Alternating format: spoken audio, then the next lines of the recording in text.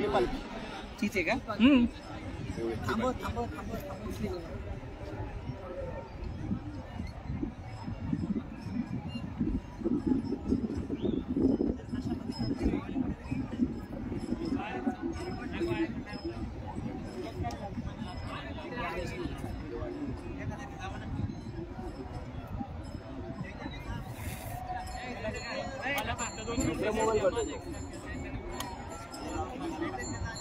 ले फास्ट आहे पालखी.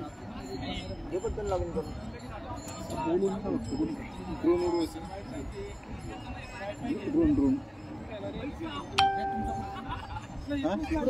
तुमचाच उडवा ना. मोठा मोठा उडवा. ड्रोन एवढा द्या. दोघं जण आहेत.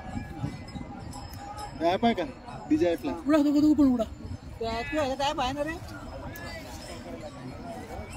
कोणता? 87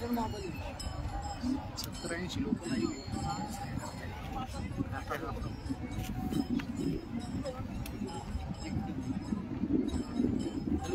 उडा द्या.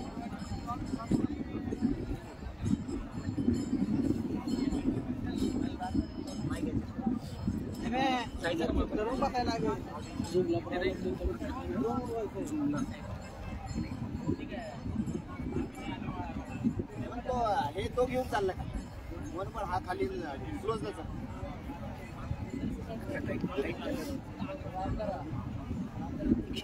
तू हे बाई इथं माझ्या इथे ठेवशील का दगडावर? अरे दगड उभं करशील ना माझ्या इथे. छोटा ठिकाण आहे.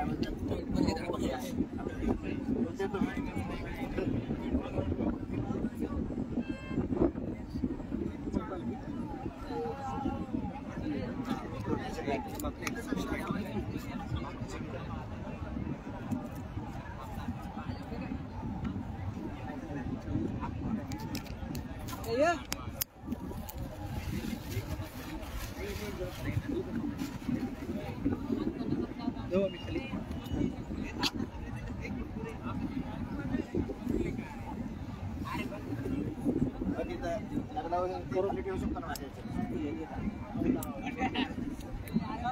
तुला करायचं ना.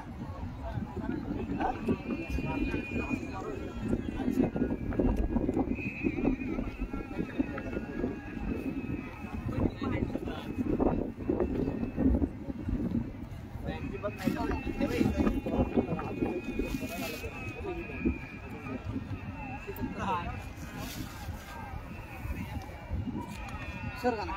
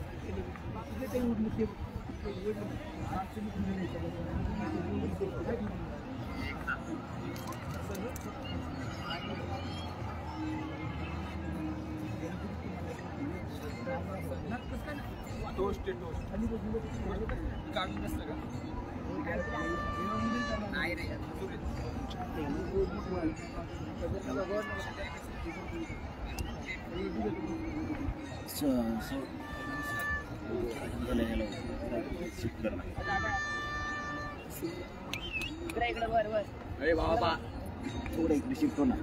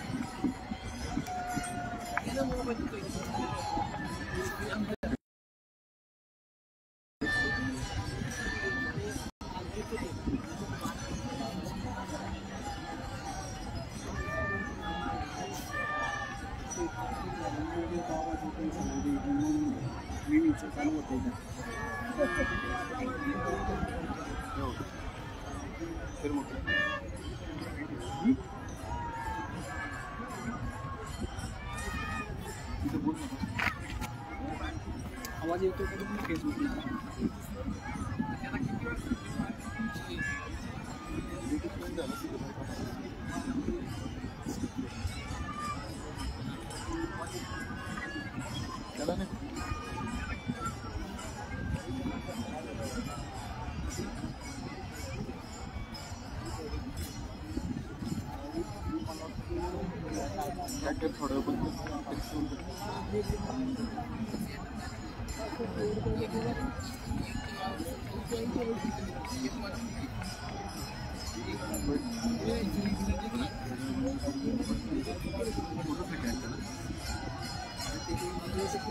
चालू होती डायरेक्ट हाँ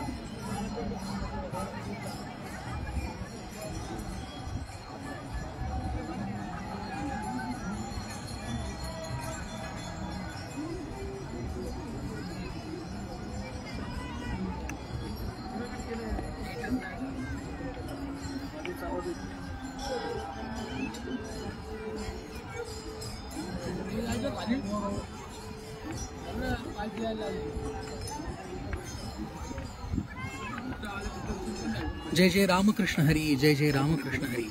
महाराज ज्ञानेश्वर माऊली ज्ञानेश्वर महाराज संस्थान कमिटीच्या या फेसबुक पेजवरून आपण वारीतला एक महत्त्वाचा टप्पा म्हणून जो आपणा सर्वांना माहिती आहे त्याला आपण दिवे घाट म्हणून संबोधतो. इतिहासात सुद्धा साक्ष असणारा हा घाट, सोबतच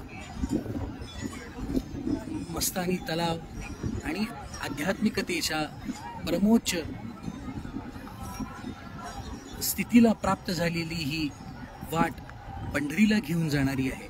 आणि श्री संत ज्ञानेश्वर महाराज संस्थान कमिटीच्या या फेसबुक लाईव्हच्या द्वारे आपण हा सगळा भक्ती सोहळा या ठिकाणी अनुभवतो आहोत. आपल्याला समोरच माऊलींचा रथ या घाटातून मार्गक्रमण करताना दिसतो आहे. या समयाचं वर्णन करताना खरं म्हणजे ही सगळी सृष्टीसुद्धा उल्हासित झालेली आहे. काहीच वेळापूर्वी वरुण राजांनी ही माऊलींच्या स्वागतासाठी इथं हजेरी लावली आहे. ह्या डोंगरावर हिरवाईचं आच्छादन हळूहळू घेऊन हिरवाई पांघरण्याला सुद्धा सुरुवात झालेली आहे. माऊली ज्ञानेश्वर महाराजांच्या ह्या संजीवन समाधी वर्षाचं हे 725वंही वर्ष आहे आणि करोनाच्या 2 वर्षाच्या कालावधीनंतर इतक्या मोठ्या प्रमाणात लाखो भाविकांच्या उपस्थितीमध्ये हा वारीचा सोहळा ह्या दिवेघाटातून मजल दर मजल करत सासवडकडे प्रस्थान ठेवतो आहे. एकच एक शुभ्र अशी रांग अगदी सुरुवातीपासून तर शेवटापर्यंत आपल्याला भक्तीच्या कल्लोळात आनंदात निमग्न होताना दिसते आहे. भाग गेला शिन गेला अवघा उरला आनंद आणि ह्या आनंदाची अनुभूती घेणारे हे लाखो करोडो वारकरी माऊलींच्या सोबत पंढरीची वाट मोठ्या आनंदाने क्रमण करीत आहेत. सोबतच आपल्याला या ठिकाणी भजनाचाही टाळांचाही आवाज आपल्याला ऐकायला मिळतो आहे. पलीकडच्या टापूवरती अनेक माऊली भक्त माऊलींच्या प्रतीक्षेसाठी गेली अनेक तास इथे उभी आहेत. खरं म्हणजे या ठिकाणी अनेक पुणेकर एक दिवस का होईना पण माऊलींच्या ह्या वारीमध्ये सहभागी होत असतात. पुण्यातून सासवडपर्यंत अनेक पुणेकर मोठ्या श्रद्धेने माऊलींना पंढरीकडे पाठवण्यासाठी त्यांना रुजू करण्यासाठी सासवडपर्यंत येत असतात आणि एकंदरच भक्तीच्या आणि ज्ञानाच्या अवस्थेला उधाण देणारी जी सगळी म्हणून काही प्रक्रिया आपल्याला दिसते त्यातला हा महत्त्वाचा एक म्हणून टाकू त्याला आपण दिवेघाट म्हणून संबोधतो. अनेक वारकरी सकाळपासून या ठिकाणी माऊलींच्या प्रतीक्षेत आहेत आणि या लाखो वारकऱ्यांची प्रतीक्षा आता संपली आहे आणि माऊली ज्ञानेश्वर महाराजांचं स्वागत करण्यासाठी या ठिकाणची सर्व ग्रामस्थ मंडळी, सर्व वारकरी मंडळी आणि सर्व माऊलींवरती प्रेम करणारे अगणित भक्त या ठिकाणी माऊलींच्या स्वागतासाठी तयार आहेत. खरं म्हणजे ह्या पालखी सोहळ्यामध्ये किंवा ह्या प्रवासामध्ये माऊलींच्या पालखीला, रथाला या आजूबाजू असणाऱ्या गावांची बैलजोडी जुंपल्या जातात. एक विहंगम असं दृश्य या ठिकाणी आपल्याला बघायला मिळतं. फेसबुक लाईव्हच्या माध्यमातून आपण हे सगळं अनुभवतो आहोत. माऊली ज्ञानेश्वर महाराजांची पालखी वळण घेत घेत घेत सासवडच्या दिशेने जाते आहे.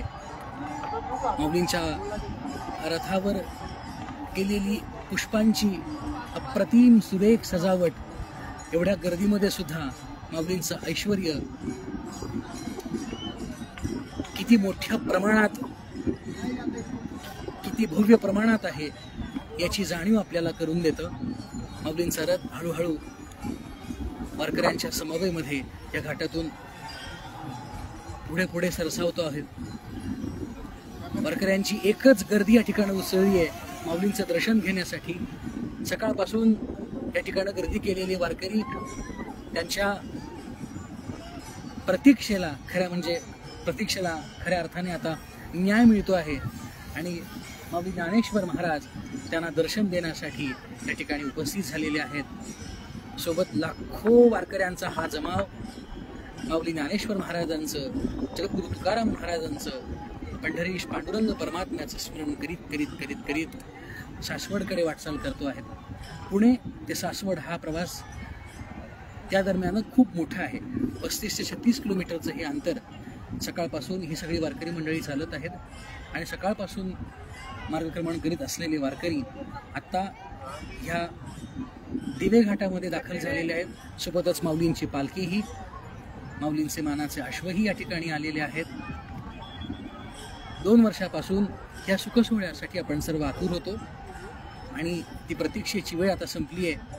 लाखो वारकऱ्यांचा हा मेळावा पंढरीच्या दिशेनं जातो आहे आणि ह्या दिवेघाटामधून एकच एक आपण सुरुवातीपासून आणि शेवटपर्यंत जर का बघितलं तर ही सगळी वाट शुभ्र अशा वस्त्रांनी, शुभ्र अशा रंगांनी वेढून घेतलेली आहे.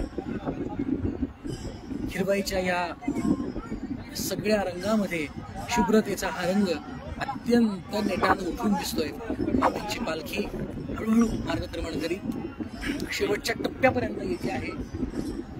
लाखो वारकरी माऊलींच्या ह्या वैभवाचं, माऊलींच्या ह्या ऐश्वर्याचं दर्शन घेण्यासाठी या ठिकाणी उपस्थित झालेले आहेत.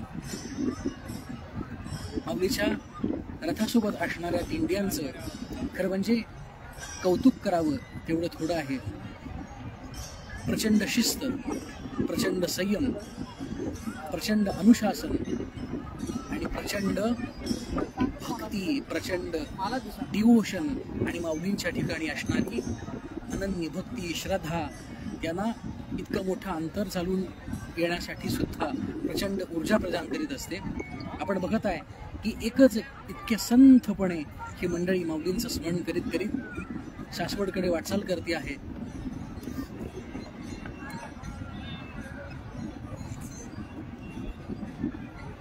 पंढरपूरच्या पांडुरंगाचं वर्णन करताना नामदेव महाराजांनी एक अभंग प्रस्तुत केलाय. नामदेव महाराज त्या अभंगामध्ये असं म्हणतात, पंढरीचा देव बहु कोवळा, सगुण सावळा सारथी हा. सारथी सर्वांच्या साक्षीभूत असे, संकटी सायासे गजेंद्रासी. गजेंद्रासी रक्षी गणिका उद्धरी, दिल्लीणीचे करी फळे भक्षी. भक्षी सुदाम्याचे पोहे मुष्टी भरी, नामा म्हणे हरी गोड नाम नामी. पंढरीचा देव बहुत कोवळा, सगुण सावळा सारथी हा.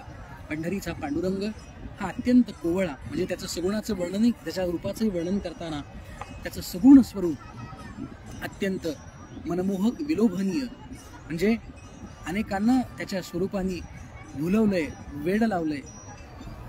भुलविले वेणू नादे, त्याच्या वेणूच्या नादानी अनेक गवळणींना भारावून सोडले. त्याचप्रमाणे पंढरीचा हा असणारा परब्रह्म पांडुरंग हा अत्यंत सभाई, अंतरी कोवळा आहे, सगुण सावळा आहे. आणि पुन्हा नामदेव महाराजांनी केलेलं वर्णन की त्याच्या भक्तीसाठी प्रवृत्त झालेल्या प्रत्येक भक्ताचा हा सारथी आहे. आणि ह्या पांडुरंगाच्या भेटीसाठी तेवढीच कोवळी मनं घेऊन, तेवढ्याच कोवळ्या आशेने, तेवढ्याच प्रचंड भक्तीनं ही सगळी मंडळी पंढरपूरची वाटचाल करताना आपल्याला दिसते आहे. आणि दिवे घाटातले हे दृश्य आपण फेसबुक लाईव्हच्या माध्यमातून इथे अनुभवत आहोत. आणि शेवटच्या टप्प्यामध्ये माऊलींचं स्वागत सर्व वारकरी या ठिकाणी करतायत. लाखो वारकरी या ठिकाणी माऊलींच्या स्वागतासाठी गर्दी करत आहेत. भगवान सूर्यनारायणांनी सुद्धा माऊलींचं वैभव उल्हासित करण्यासाठी, प्रकाशित करण्यासाठी तेही या ढगांच्या आडून पुन्हा प्रकाशमान झालेले आहेत. आतापर्यंत असणारी ही सर्व डोंगरराई गर्द अशा ढगांनी ओढली गेलेली होती. आणि एकच एक माऊलींचा हा शेवटचा टप्पा आणि माऊलींचं शेवटच्या टप्प्यामध्ये होणारं आगमन, त्या आगमनासाठी सूर्यभगवान सुद्धा या ठिकाणी उपस्थित झालेले आहेत.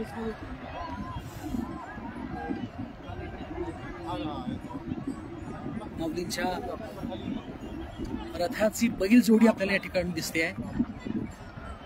त्या बैलांना घाम येऊ नये, त्यांना गरम होऊ नये म्हणून या वारकऱ्यांमधली भावना, त्या वारकऱ्यांमधली माऊलींच्या प्रती असणारी शक्ती आणि त्या बैल जोड्यांच्या प्रती असणारी संवेदना इथे आपल्याला दिसते. ज्याप्रमाणे गर्दी ओसंडते आणि तिथे एकच एक गर्दी होऊन गरम व्हायला लागतं, त्या पद्धतीने बैलांनाही गरम होत असेल, त्यांनाही ती उष्णता पेलवत नसेल म्हणून सर्व वारकरी त्या बैलांना वारा घालताना आपल्याला इथे दिसत आहेत. आणि माऊलींच्या रथाचं दर्शन आपल्याला या ठिकाणी होत आहे. माऊली शेवटच्या बोला पुंडलिक वरदारी विठ्ठल श्री ज्ञानदेव तुकाराम की जय. माऊली ज्ञानेश्वर महाराज की जय.